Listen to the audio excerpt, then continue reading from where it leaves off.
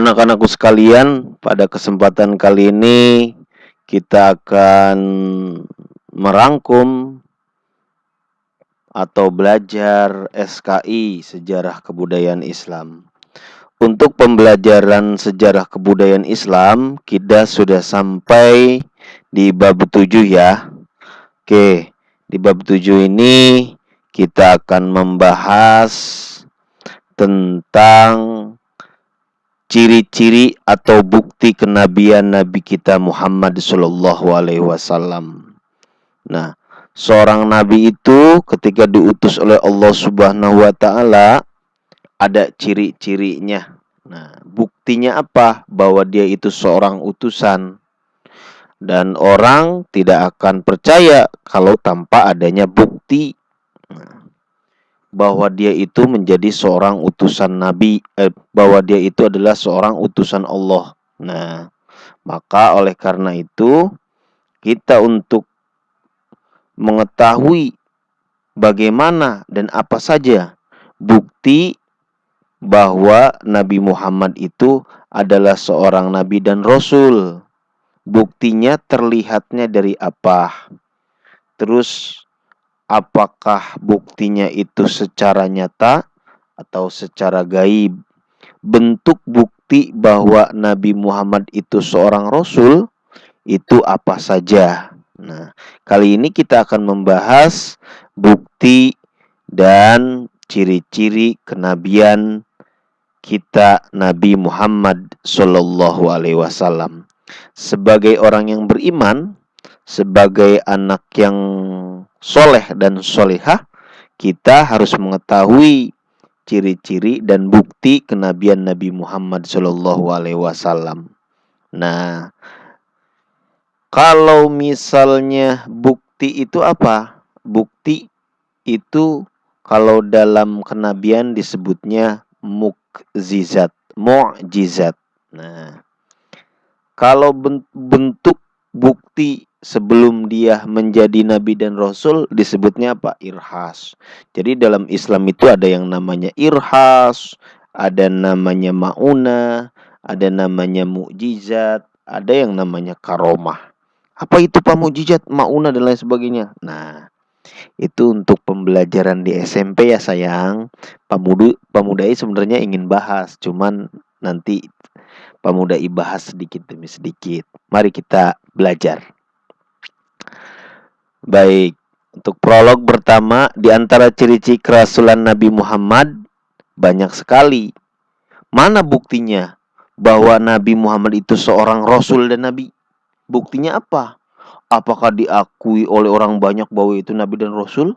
Oh, itu tidak bisa menjadi bukti. Apa? Di buktinya itu banyak sebenarnya. Di antaranya sebelum beliau lahir. Nah, sebelum beliau lahir pun sudah ada buktinya. Apa itu? Keterangan-keterangan yang ada di kitab Injil. Kalau kitab Injil kan Pak orang Kristen, betul. Nah, kalau Injil yang asli itu enggak yang berbeda dengan Injil yang sekarang yang dipegang oleh orang Nasrani, berbeda ya. Jadi orang-orang Nasrani sekarang Injilnya sudah dirubah, dipalsukan oleh 4 orang. Nah, ada itu Bapak punya bukunya, 4 orang yang memalsukan kitab Injil. Kitab Injil, siapa yang punya kitab Injil itu dibawa oleh Nabi Isa alaihi salam. Kita sudah cerita ya, Nabi Isa alaihi salam. Ya, Nabi Isa alaihi salam mempunyai ibu namanya Maryam. Nah, Nabi Isa lahir itu tanpa bapak. Kok nggak ada bapaknya? Allah Maha Kuasa sayang. Walaupun tanpa ada seorang bapak, seorang ibu bisa hamil. Nah, nggak ada. Tapi Maryam tidak pernah disentuh oleh laki-laki, tapi bisa hamil. Itu kekuasaan Allah. Kemudian Nabi Isa diberikan kitab Injil. Nah, di beberapa kitab Injil itu, menurut para literatur cendekiawan Islam, orang-orang pintar dalam Islam meneliti bahwa di dalam kitab Injil itu terdapat surat yang mirip dengan surat Al-Fatihah, dan kemudian di dalamnya ada ciri-ciri kedatangan nabi yang paling akhir, yaitu Nabi Muhammad. Namanya kalau di kitab Injil Nabi Muhammad bukan Muhammad, namanya itu Ahmad, bahwa akan datang seorang nabi akhir, seorang rasul akhir, namanya Ahmad. Ciri-cirinya dia lahir dari kalangan Arab, dia dari suku Quraisy terus dan lain sebagainya. Nah, itu. Kemudian kita lanjutkan, beliau dipilih sebagai penutup para nabi. Nah, Nabi Muhammad SAW ini diutus dan dipilih sebagai penutup para nabi. Apa sih penutup? Tidak ada lagi nabi setelah Nabi Muhammad. Nah, itu namanya penutup.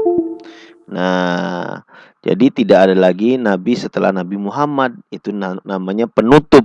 Nah, ya, tidak ada nabi dan rasul setelah Nabi Muhammad. Setelah diutusnya Nabi Muhammad, setelah dilahirkannya Nabi Muhammad, tidak ada lagi nabi dan rasul setelah beliau. Jadi Allah menghabiskan titel atau pangkat kenabian terakhir itu kepada Nabi Muhammad. Nah, kalau anak terakhir di antara keluarga kita pasti disayang, ya.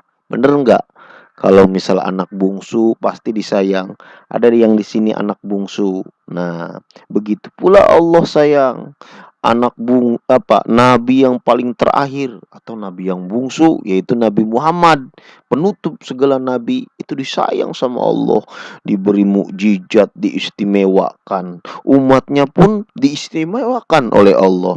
Mana buktinya bahwa umat Nabi Muhammad itu diistimewakan oleh Allah? Ada dalam Al-Quran, kuntum khairu ummatin ukhrijat linnas. Nah, kalian semua, kata Allah, khairu ummatin, sebagus-bagusnya umat, ukhrijat linnas, daripada umat-umat sebelumnya yang dikeluarkan dari manusia. Nah, berarti kita itu umat Nabi Muhammad itu umat yang sangat spesial. Apa keuntungannya menjadi umat atau menjadi pengikut para nabi? Keuntungannya, kalau kita berbuat baik dibayar dengan 10 pahala. Contoh nih, kita ngasih sedekah uang 1.000, dibalasnya nanti pahalanya 10.000. Enak kan? Nah, kita ngasih sedekah 100.000, dibalasnya oleh Allah 1 juta. Nah, itu keuntungan umat Nabi Muhammad. Kalau umat yang dahulu, berbuat baik berbuat baiknya 1, kasih pahalanya 1. Nah, umat Nabi Muhammad lebih spesial dan lebih utama, ya. Baik, kita lanjutkan. Setiap rasul diutus oleh Allah dikaruniai mukjizat. Nah, kalau di sini tulisannya mukjizat. Kalau di Arab mukjizat pakai ain. Jadi mukjizat itu apa? Mukjizat itu suatu keajaiban yang di luar akal pikiran kita, sehingga membuktikan bahwa dia itu menjadi rasul dan nabi. Itu mukjizat. Bapak ulang, yang namanya mukjizat itu suatu keajaiban yang di luar akal nalar manusia, yang membuktikan bahwa dia itu rasul dan nabi. Contohnya apa? Contohnya tongkat Nabi Musa yang kecil jadi besar. Nah, itu di luar nalar manusia. Masa tongkat jadi ular besar? Nah, kemudian apa lagi? Nabi Musa dikejar-kejar, kemudian membelah lautan. Itu di luar akal manusia. Apalagi Nabi Ibrahim dilempar ke api yang sangat besar, kemudian Nabi Ibrahim tidak terbakar. Secara akal, masa iya kalau orang dilempar tidak terbakar? Nah, inilah mukjizat. Mukjizat itu suatu kejadian yang luar biasa, yang di luar akal manusia, yang diberikan kepada seorang nabi dan rasul. Itu mukjizat. Nah, atas izin Allah tentunya. Kita lanjutkan, ngerti ya? Mujizat Nabi Muhammad banyak, diantaranya Isra Mi'raj. Nah, mujizat Nabi Muhammad banyak, diantaranya Al-Quran, Isra Mi'raj, banyaklah. Di antara mujizat Nabi Muhammad yang paling agung adalah Al-Quran. Nah, mujizat Nabi Muhammad yang paling agung dan paling mulia, paling hebat, paling unggul adalah Al-Quran. Kita lanjutkan. Bukti kerasulan Nabi Muhammad SAW. Apa buktinya bahwa Nabi Muhammad itu seorang Rasul dan Nabi? Baik, kita bahas. Pada usia 8 tahun, Nabi itu menolak untuk menyembah berhala. Ketika keluarganya mengajak, kata keluarganya, Muhammad, ayo kita menyembah berhala. Tadi Nabi Muhammad menolak dengan ucapan yang sopan dan santun dan lembut. Nah, maaf, saya tidak bisa menyembah berhala, dengan santun. Ditinggal oleh kelompok-kelompoknya. Nah, Nabi Muhammad pada usia 8 tahun tidak pernah, dari kecil sampai dewasa tidak pernah menyembah berhala.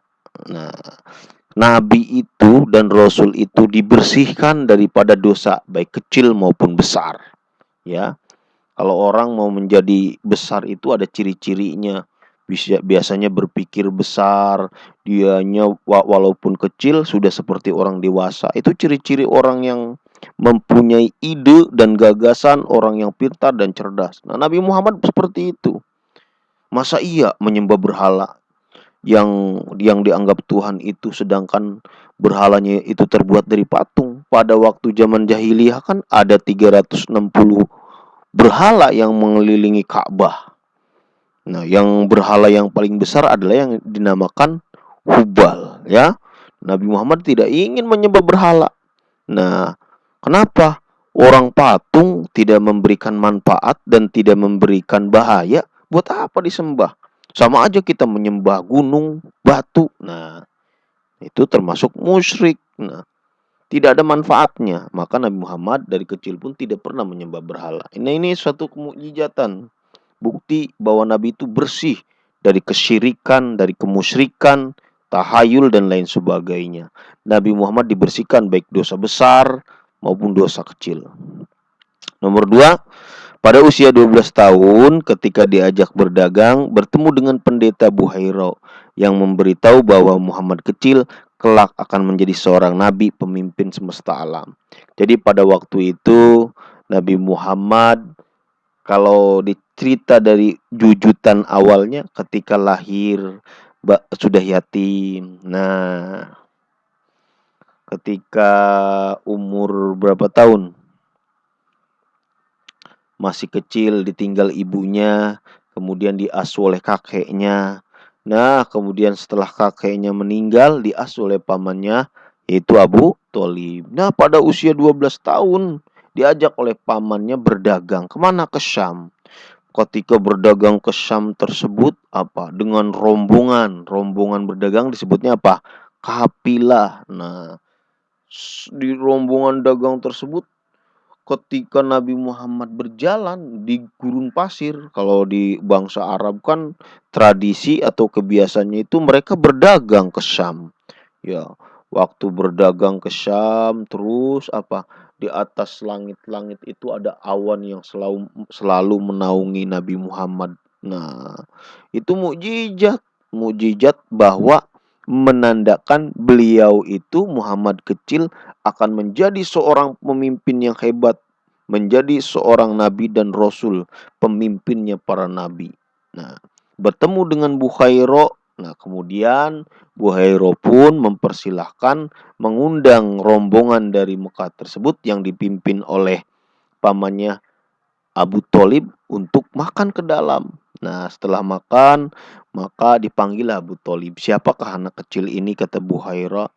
Nah, si Bukhairo ini adalah seorang pendeta dari agama Nasrani yang memegang kitab Injil asli. Jadi Bukhaira ini adalah seorang penganut Nasrani, seorang umatnya Nabi Isa yang memegang teguh agama Nabi Isa. Nah, dalam Islam disebutnya apa ini? Ahlul Kitab. Nah, ini dia masih beriman kepada Allah. Agamanya masih agama Nasrani yang murni, masih pengikut Nabi Isa. Di dalam kitab yang dia pegang, yang Bukhaira pegang ini dibuka. Masih asli ini, belum dirubah-rubah dahulu. Kapan? 14 abad yang lalu. Nah, di dalam bukunya itu ada catatan bahwa akan datang seorang anak kecil dari Mekah, dari golongan ini, dari Quraisy, terus yang namanya Ahmad ciri-cirinya ini. Nah, ciri-cirinya apa saja? Nah, pendeta Buhaira mengetahuinya dengan ciri-ciri apa? Kata apa? Kata Abu Thalib, "Mengapa kamu memberitahu bahwa Muhammad ini akan menjadi seorang pemimpin? Bagaimana kamu bisa tahu bahwa keponakanku ini Muhammad akan menjadi seorang pemimpin dan rasul?" Nah, "Ya, bawalah dia pulang. Saya khawatir," kata Buhairo, "nanti orang-orang Romawi, orang-orang Nasrani dan Yahudi akan membunuhnya karena dia tidak ingin nabi dan rasul lahir di selain kalangan mereka." Jadi orang-orang Nasrani dan Yahudi itu menginginkan nabi dan rasul itu yang terlahirnya dari kelompok Nasrani dan Yahudi. Nah, maka orang-orang apa? Maka Buhairo memberitahu, "Bawalah pulang, jagalah dengan baik." Nah, lalu apa ciri-cirinya bahwa engkau mengetahui keponakanku ini akan menjadi seorang pemimpin nabi dan rasul terakhir? Nah, Buhaira ini menjawab.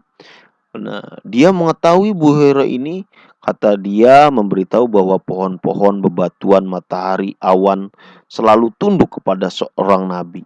Nah, nabi itu kalau seorang nabi dan rasul, pepohonan tunduk, bebatuan, jadi awan-awan pun melindungi nabi. Nah, ini ciri-ciri mukjizat Nabi Muhammad ketika waktu masih kecil, belum menjadi nabi waktu itu.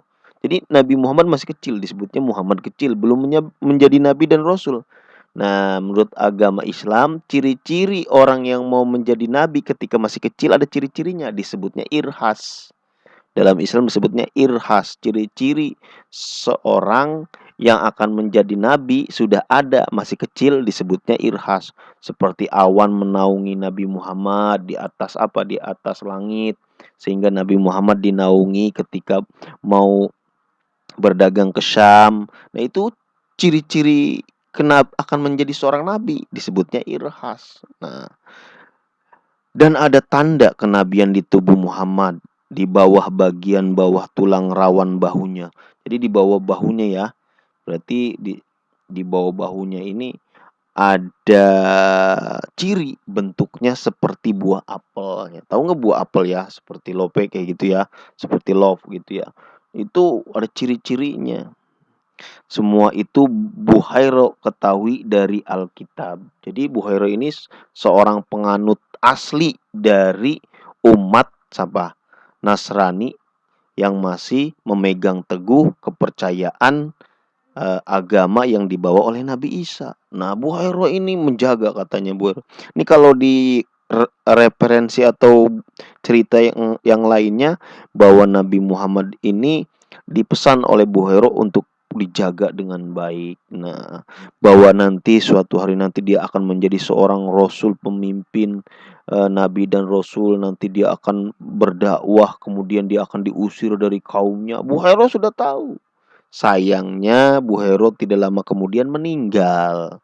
Nah, kejadian itu disembunyikan oleh Abu Thalib, khawatir Nabi Muhammad ketika masih kecil sudah dibunuh nantinya. Nah, pada usia 15 tahun suku Quraisy perang melawan suku Ailan. Nah, disebutnya Perang Pijar. Nah, pada Perang Pijar ini, yaitu pada waktu itu Nabi Muhammad berusia 15 tahun. Nabi Muhammad ketika masih kecil, umur 15 tahun itu, ketika perang itu Nabi ikut sebagai anak panah. Maksudnya apa? Sebagai pemulung anak panah.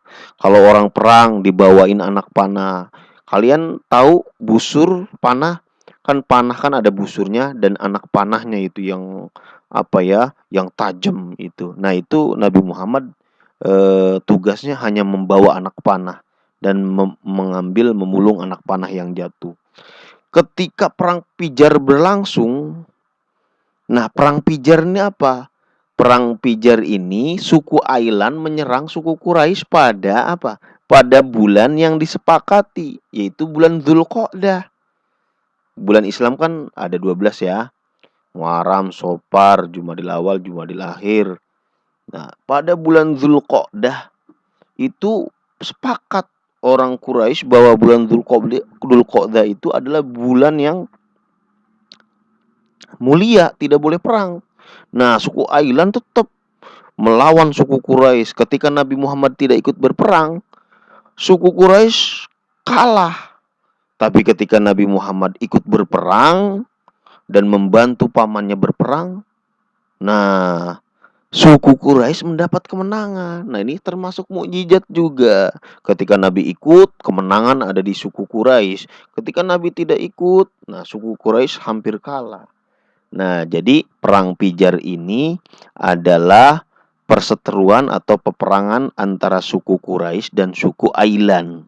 Nah, suku itu kan di bangsa Arab itu kan berkelompok-kelompok. Ada suku Khazraj, suku Quraisy, Bani Nadir, Bani Hashim, nah, Bani Qunaiqo, nah, Bani Ailan, Bani Hawazin, suku Hawazin dan lain sebagainya.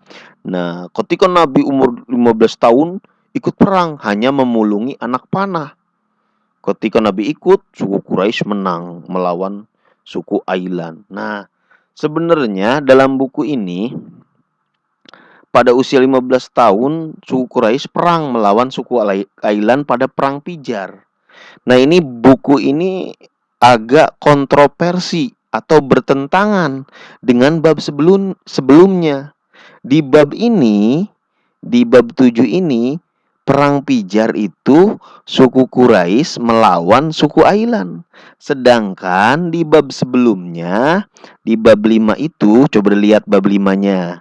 Perang Pijar itu adalah perang suku Quraisy melawan suku Hawazin. Coba lihat di bab 5-nya halaman 69.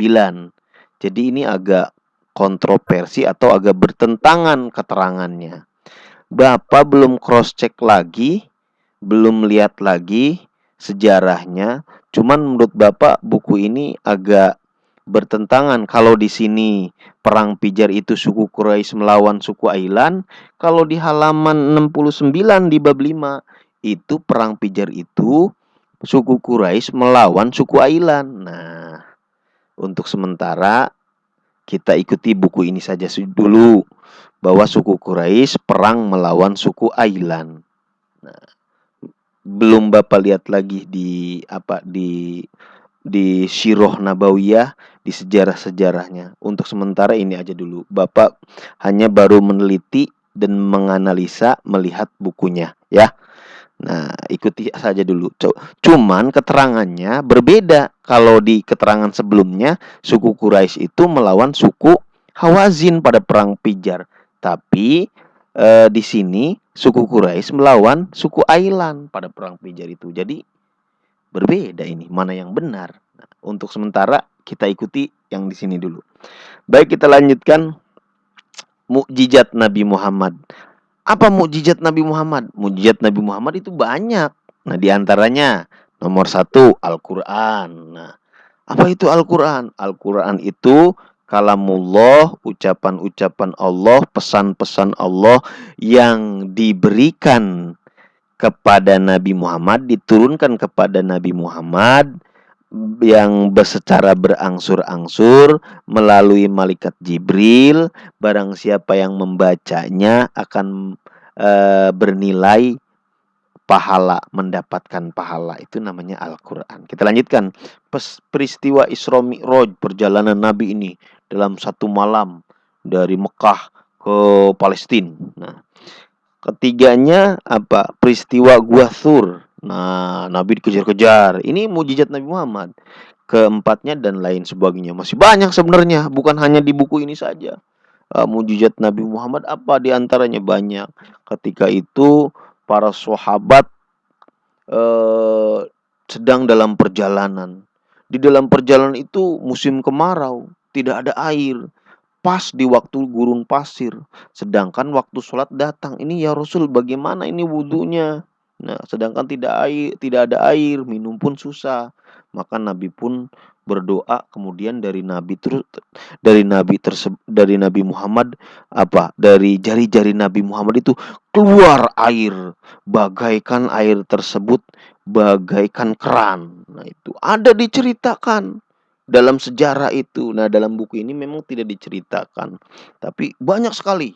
Apalagi, nah, ada lagi cerita Nabi Muhammad pernah disuruh oleh kafir Quraisy waktu itu namanya siapa? Ada seorang raja dan dari kafir Quraisy menentang Nabi Muhammad. Muhammad, buktikan jikalau kau seorang nabi dan rasul, buktikan kenabian dan kerasulanmu. Mana buktinya?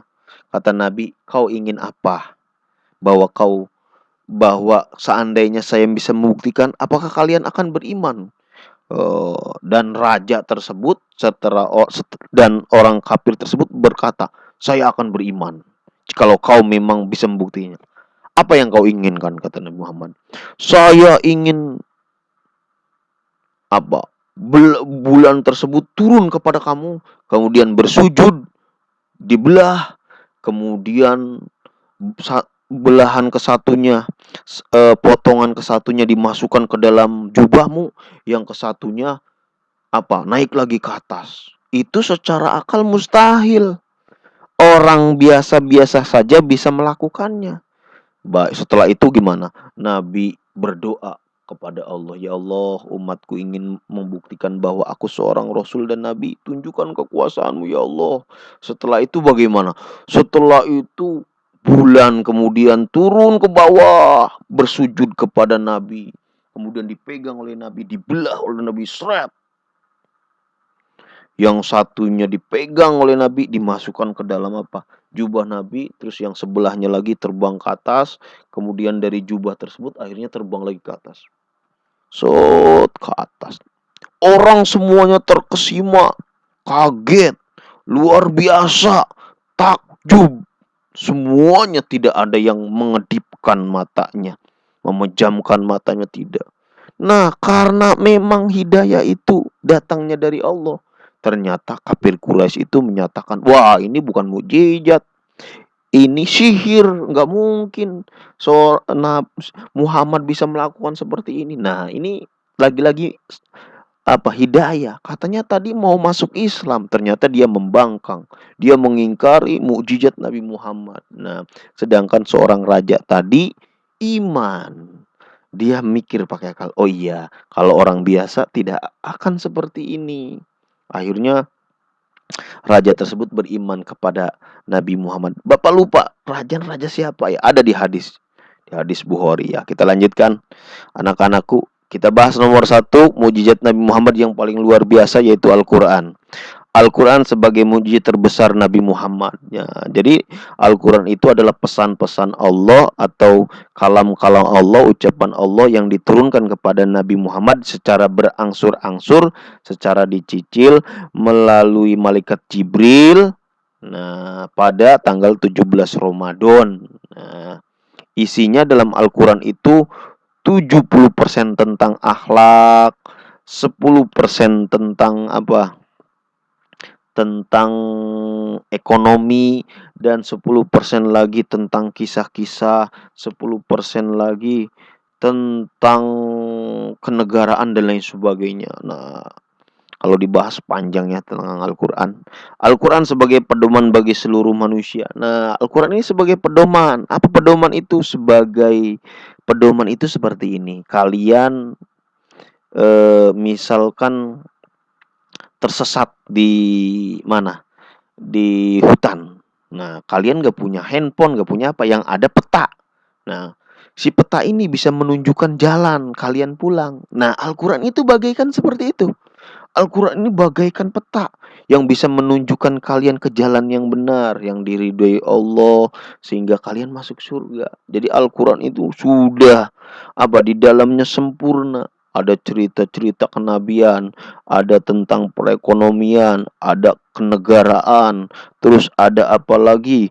Ada cara tentang berdagang, cara-cara tentang supaya berdoa, tentang akhlak bertetangga, akhlak menjadi seorang pemimpin, bagaimana cara belajar, dan lain sebagainya. Di Al-Quran itu sudah komplit kalau dikupas tuntas itu. ya. Cuman untuk mengupas tuntas tentang isi Al-Quran perlu ilmu. Namanya tafsir, belajar lagi kita. Nah, bukan orang sembarang yang bisa menafsirkan Al-Quran, ya. Maka kita harus belajar yang rajin supaya bisa menjadi anak yang pintar di alam Al-Quran. Supaya apa? Menjadi bisa lurus dalam kehidupan kita sehingga kita masuk surga. Jadi Al-Quran sebagai pedoman hidup kita. Kita wajib imani, amalkan isinya. Nah, di alam Al-Quran banyak tuh tentang apa? Tentang belajar yang benar, tentang berakhlak, cara ini dan itu dan lain sebagainya. Kita lanjutkan. Al-Quran terjaga kemurniannya sampai hari kiamat. Nah, kamu tahu kitab Injil diturunkan kepada Nabi siapa? Diturunkan kepada Nabi Isa alaihissalam. Tapi sayang, kitab Injil dirubah. Siapa yang merubahnya? 4 orang yang rubah.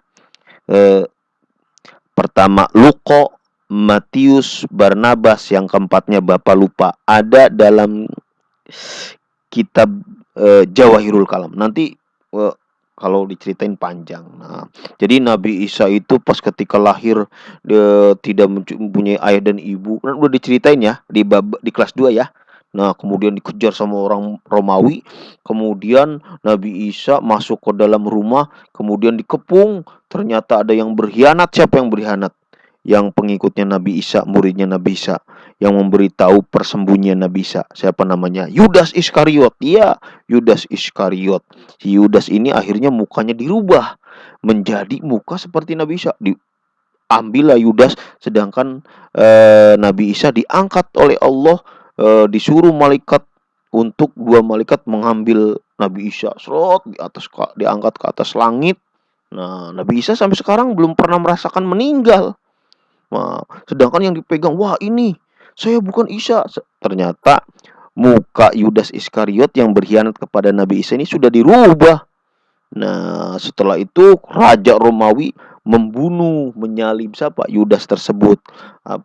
Tangannya kemudian dibuatkanlah salib. Kemudian tangannya dipaku, dibentangkan. Nah, maka kalau umat Nasrani itu menyembah-nyembah seorang yang orang yang disalib itu ya. Nah, itu sejarahnya seperti itu sayang. Nah, sebenarnya bukan Nabi Isa, tapi siapa? Yudas Iskariot. Kemudian kitab Injil yang asli dirubah oleh siapa? Oleh orang-orang Romawi. Wah, siapa orang Romawi itu? Ya orang Romawi, Bizantium Romawi. Wah, kalau diceritakan panjang juga ya. Akhirnya dirubah, yang merubahnya Matius, Lukas, Luko, Matius, Barnabas. Maka dalam orang Nasrani itu kitabnya ada Injil Barnabas. Ya maksudnya yang merubah Barnabas. Ada 4 Injil, semuanya berbeda-beda. Nah, jadi sekarang Injil yang sekarang sudah dirubah. Kalau Al-Quran 14 abad yang lalu sampai sekarang, satu huruf pun tidak bisa dirubah. Kenapa? Karena dari sahabat sampai sekarang orang terus menghafal Al-Quran. Salah sedikit sudah ketahuan. Wah, Al-Quran ini sudah dihapus ini. Karena apa? Banyak orang yang hafal Al-Quran. Sampai sekarang banyak orang yang hafal Al-Quran. Nah, barang siapa yang menghafal Al-Quran nih sayang nih, tahfidnya diulang-ulang supaya Al-Qurannya tetap dihafal ya. Tahfidnya diulang-ulang supaya pinter, supaya jadi anak yang soleh. Baik, anak-anakku sekalian, tahfidnya diulang-ulang supaya apa? Hafal Al-Quran. Hafal Al-Quran itu keunggulannya apa? Tidak hancur tubuhnya ketika dikubur. Kemudian Al-Quran akan membelanya ketika menjempati Siratal Mustaqim yang tajam, dia sampai seperti kilat di bawah Al-Quran. Wah, banyak pokoknya. Selanjutnya ayat-ayat Al-Quran mampu menggetarkan hati orang-orang. Nah, wa idza tuliyat qulubuhum. Nah, ketika dibacakan Al-Quran, maka orang-orang tersebut akan menggetar hatinya. Nah, apabila seorang dibacakan Al-Quran itu, semuanya Al-Quran itu berbentuk berbentuk kata-kata yang indah. Coba. Qul huwallahu ahad, Allahus somad, lam yalid walam yulad. Coba akhirnya dak. Qul a'udzu birabbin nas, malikin nas, ilahin nas. Akhirnya SS. Indah sekali. Nah, dahulu ketika pada waktu itu Sayyidina Umar belum masuk Islam. Sayyidina Umar paling hebat kalau berantem. Nah, Nabi berdoa, ya Allah, masukkanlah Umar ke dalam Islam. Nah, ada ketika Umar melewati, ada seorang yang sedang sahabat Nabi yang membaca Al-Quran. Sayyidina Umar bergetar hatinya. Menangis Sayyidina Umar. Kemudian tidak lama kemudian Sayyidina Umar akhirnya masuk Islam. Menjadi seorang sahabat yang dicintai Nabi. Nah, ini fungsi ayat Al-Quran itu diantaranya mampu menggetarkan hati-hati manusia. Nah, kita lanjutkan. Yang kedua adalah Isra Mi'raj adalah bagian daripada mukjizat Nabi.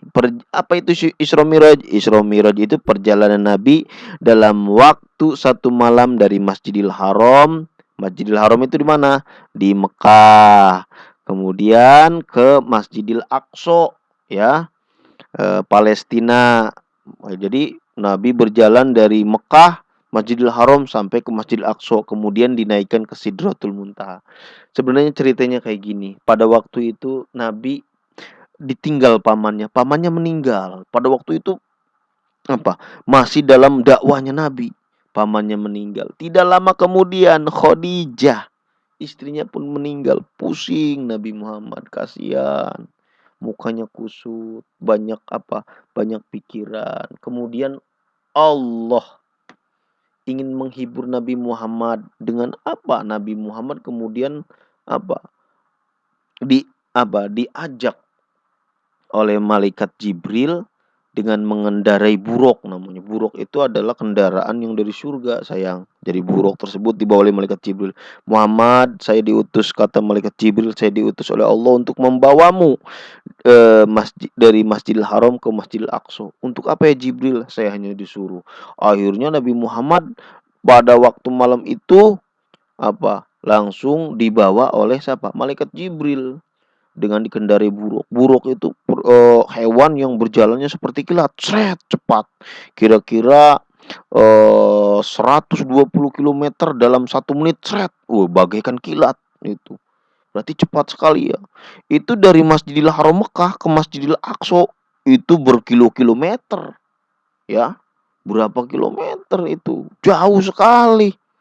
Nah, hanya ditempuh dalam waktu satu malam, maka itu adalah mukjizat Nabi Muhammad. Nah, kemudian setelah sampai ke Masjidil Aqsa, Nabi berkumpul di situ, para arwah-arwah Nabi datang. Kemudian Nabi Muhammad disuruh untuk sholat dan yang mengimami Nabi Muhammad. Nah, kemudian di Sidratul Muntaha, apa itu Sidratul Muntaha? Sidratul Muntaha itu di atas langit, satu makom di atas langit. Pokoknya itu adalah alam yang kita pun tidak tahu.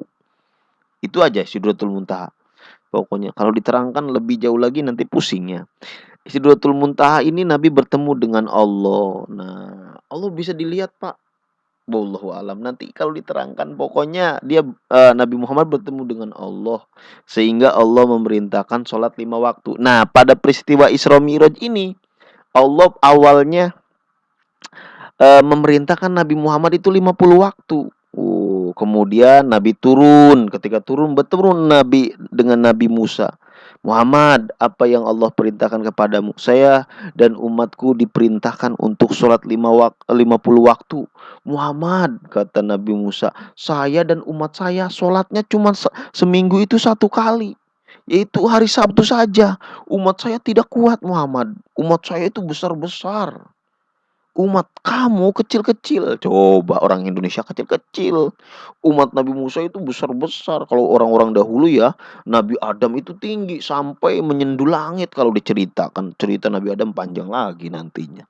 Nah, akhirnya Nabi Muhammad kembali lagi pada Allah. Ya Allah, tolong kurangi. Umat saya kecil-kecil tidak kuat 50 waktu. Coba kalau 50 sholat waktu. Bentar-bentar tong guru. Allahu Akbar, Allahu Akbar. Baru 5 menit. bentar lagi, tong dong, Allahu Akbar, Allahu Akbar. Nah, kita akan capek nggak kira-kira? Capek. Akhirnya dikurangi oleh Allah jadi 45 waktu. Sholatnya 45 rakaat. Turun lagi. Turun ketemu lagi Nabi Musa. Muhammad bagaimana? Saya dikurangi jadinya 45 waktu. Muhammad, kata Nabi Musa, kamu tidak akan kuat dengan umatmu. Percaya sama saya. Pulang lagi Nabi Muhammad ke Allah. Ya Allah, umat saya tidak kuat. Dikurangi lagi jadi 40 waktu. Turun lagi ketemu lagi Nabi Musa.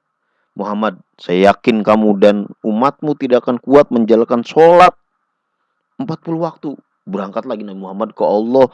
Akhirnya gimana? Akhirnya sampai bolak-balik sampailah 5 waktu. Nah, pas 5 waktu turun Nabi Muhammad. Muhammad bagaimana? Sekarang sudah 5 waktu. Musa bertemu dengan Nabi Musa. Kata Nabi Musa, kamu tidak akan kuat 5 waktu. Sudahlah, kata Nabi Muhammad, saya sudah malu bolak-balik ke Allah untuk apa? eh, untuk mengurangi jatah sholat 5 waktu ini. Nah, akhirnya sholat ditetapkan dalam sehari semalam 5 waktu. Ya, itulah cerita kisah tentang sholat 5 waktu. Kemudian sebagai muslim kita wajib mempercayai dan beriman peristiwa Isra Mi'raj. Kita harus mengimani, percaya bahwa Nabi itu berjalan dari Masjidil Haram sampai Masjidil Aqsa yang berkilo-kilometer, ya. Kemudian diangkat oleh malaikat Jibril ke langit ketujuh, lewat sampai ke Sidratul Muntaha, sampai bertemu arwahnya Nabi Isa, Nabi Adam dan lain sebagainya. Kita harus imani, percaya, meyakini bahwa itu tidak mustahil bagi Allah. Nah, orang Allah menciptakan kita juga gampang, apalagi menjalankan Nabi Muhammad dari Mekah ke Palestina, kecil bagi Allah. Ya, tidak ada yang tidak mungkin bagi Allah. Semuanya bisa dilakukan atas izin Allah. Idza arada syai'a ayaqula lahu kun fayakun. Jika Allah berkehendak kun fayakun, maka jadilah. Ya, begitu pula dengan Nabi Muhammad dalam satu malam dengan jarak waktu yang secara akal itu tidak mungkin ditempuh hanya waktu satu malam, itu bisa mungkin. Padahal kalau secara akal itu bisa 3 hari 3 malam dari Mekah ke Palestina. Nah, itu secara akal. Yang namanya mukjizat itu di luar akal, suatu kejadian keajaiban yang di luar akal manusia, yang ditunjukkan diberikan kepada nabi dan rasul dari Allah Subhanahu wa taala. Sama seperti Nabi Ibrahim dilempar ke api yang besar, kemudian Nabi Ibrahim tidak merasakan panas, itu mukjizat. Nah, kita lanjutkan. Nomor 3 adalah mukjizatnya Nabi adanya dadanya terbelah. Ketika usia Nabi masih kecil bermain bersama siapa? Dimrah. Dimrah ini anak Halimah. Jadi waktu Nabi berumur 2 tahun itu diasuh oleh Halimatus Sa'diyah. Halimatus Sa'diyah punya anak namanya Dimrah. Kemudian bermain. Ketika bermain datang dari langit itu 2 orang berpakaian putih. Malaikat ya. Membawa bejana air. Kemudian lalu membaringkan Nabi. Nabi Muhammad itu masih kecil. Dibaringkan. Nak berbaring. Kemudian dadanya dibelah. Pakai pisau, Pak? Enggak, pakai tangan dengan gaib. Seret dibelah. Dada Nabi kemudian dibelah, kemudian diambil hatinya terus dicuci dengan air tersebut. Nah, apa sih maksudnya dibelah kemudian dengan air tersebut? Maksudnya Allah ingin membersihkan hati Nabi Muhammad yang masih kecil itu dari apa? Dari godaan setan. Dari apa? Dari kegundahan, kegelisahan supaya menjadi anak yang tangguh, yang kuat. Nah, kemudian nomor 4 selanjutnya peristiwa Gua Sur. Ini termasuk mukjizat Nabi. Pada waktu hijrah Nabi bersama orang-orang muslim. Nah, ini ketika kejadian pada waktu itu Nabi Muhammad sudah berdakwah ya. Nabi Muhammad akhirnya pertama berdakwah secara sembunyi. Pertama yang beriman itu istrinya, kemudian Abu Bakar, Ali, kemudian Zaid bin Sabit. Nah, itu 4 orang tersebut adalah orang disebut as-sabiqunal awwalun, orang-orang yang pertama masuk Islam. Nah, 4 orang ini pasti masuk surganya. Nah, orang yang pertama masuk Islam itu. Nah, kemudian lama-kelamaan Allah merintahkan, kata Allah, "Pasda bima tu'mar, hai Muhammad, sampaikan kepada orang kafir Quraisy agama Islam bahwa Tuhan yang wajib disembah adalah Allah Subhanahu wa taala dan tidak ada Tuhan selain Allah. Ka'bah adalah kemusyrikan. Nah, orang kafir Quraisy itu adalah orang yang sudah bertahun-tahun sayang, bertahun-tahun menyembah berhala. Kepercayaan itu kan banyak kepercayaannya ya. Ada yang menyembah bintang, ada yang menyembah berhala, ada yang menyembah roh-roh halus, gaib dan lain sebagainya. Itu kepercayaan ya. Nah, kemudian Nabi datang membawa kerisalan kenabian. Maka orang kafir Quraisy ketika Nabi Muhammad pertama mengumpulkan di di sebuah tempat yang luas. Saya Nabi dan Rasul, bahwa tidak ada Tuhan yang wajib disembah kecuali Allah. Nah, Muhammad. Nah, ini orang kafir Quraisy marah. Kita sudah menyembah bertahun-tahun berhala ini. Kamu seenaknya sendiri, ada Tuhan selain Tuhan kita. Kamu itu, akhirnya Nabi Muhammad dilempari batu, dibully, akhirnya selama itu dimusuhi Nabi Muhammad. Orang yang tadinya senang dengan Nabi Muhammad sekarang memusuhi kafir Quraisy ketika Nabi Muhammad berdakwah secara terang benderang. Nah, dari sinilah kemudian yang masuk Islam itu dari kalangan-kalangan lemah, kemudian dari budak Bilal bin Rabah masuk Islam. Akhirnya sedikit demi sedikit pengikut Islam itu semakin banyak. Yang tadinya 4 menjadi 10, dari 10 jadi 20, dari 20 akhirnya 50, dari 50 sampai 70 orang, bahkan lebih. Akhirnya yang memusuhi Nabi itu siapa? Abu Jahal, Abu Lahab. Kalau seperti ini, Muhammad akan menjadi seorang pemimpin yang besar. Kita akan dikalahkan. Kekalahan kita akan menjadi kalah karena kepemimpinan Muhammad. Jadi dia iri, ingin membunuh Muhammad. Nah, padahal masih saudaranya Nabi. Nah, orang kafir Quraisy berkumpul di suatu tempat. Tempat tersebut disebut Darun Nadwah untuk membunuh Nabi. Kemudian Allah mewahyukan malaikat Jibril untuk Nabi Muhammad hijrah. Dari hijrah itu apa? Hijrah itu pindah dari Mekah ke Madinah. Nah, setelah itu bagaimana? Setelah mau hijrah, Asma sebagai putri Abu Bakar menyiapkan makanan untuk di perjalanan. Jadi, kemudian orang-orang Muslim pergi pada waktu malam supaya apa? Supaya jangan dibunuh sama orang kafir Quraisy ini pada waktu malam, berkelompok-kelompok. Nah, Nabi Muhammad itu perginya itu belakangan.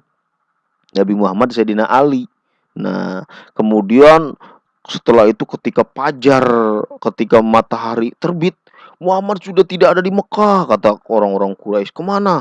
Dia sudah pindah ke Madinah. Nah, Muhammad ternyata sudah terdengar seperti itu. Orang kafir Quraisy semuanya berbondong-bondong mau mencari Nabi Muhammad. Dikejarlah. Waktu itu Nabi Muhammad bersama siapa? Bersama Abu Bakar Siddiq. Dikejar-kejar. Nabi Muhammad pun lari. Akhirnya masuk ke suatu lembah, masuk ke dalam suatu gua, dikejar oleh orang Quraisy. Masuk ke gua, Nabi bersama siapa? Abu Bakar. Nah, maka Abu Bakar ini adalah orang yang paling setia, sahabat yang paling dicintai Nabi. Kalian punya sahabat yang kalian susah senang bersama, jangan kalian tinggalkan. Sahabat itu adalah bagian daripada relasi kita, bagian tempat kita susah dan senang. Jangan ditinggalkan sahabat itu.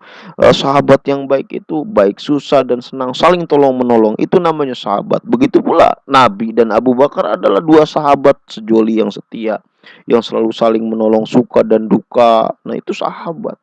Akhirnya Abu Bakar masuk ke dalam gua karena sudah dikejar. Kafir Quraisy sudah dekat. Orang mau dibunuh nih. Kalian saja kalau mau dibunuh sah-sah atau misal gelisah, wah bagaimana ini? Bagaimana ini caranya? Akhirnya kata Nabi, ayo cepat. Kata Nabi, kita bersembunyi masuk ke gua ini.